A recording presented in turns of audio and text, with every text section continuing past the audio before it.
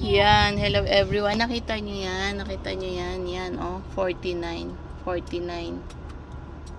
Yan, 49 siya. Grabe ang init sa labas talaga, 49, no? It's 2 o'clock ng hapon, eh. Napakainit. Grabe yung init, kakaiba, biglang mainit.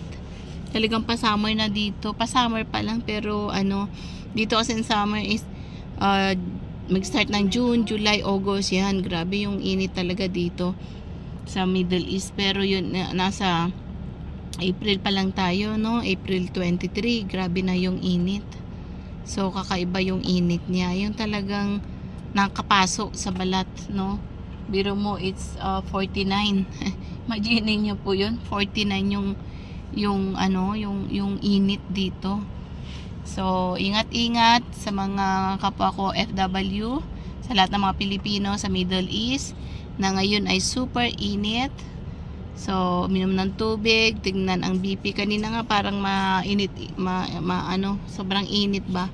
Sinasa labas kanina eh mainit. So, sumasakit yung mga batok-batok, but thankful, God is good pa rin. Kaya yun, medyo yun yung sabi ko sa inyo, yung bawang na kailangan kainin natin din, good for the heart, sa BP, ganon. So, ingat-ingat talaga, medyo iba po yung init ngayon.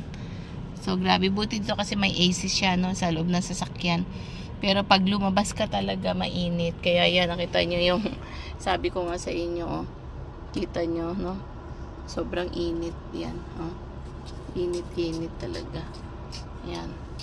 Grabe. So, ingat-ingat po. May the Lord God bless you all. And keep on praying. Keep on trusting God. No matter what, alam ng Panginoon yung mga dinadaanan natin. Alam ng Panginoon yung mga hirap natin. Alam ng Panginoon yung future natin.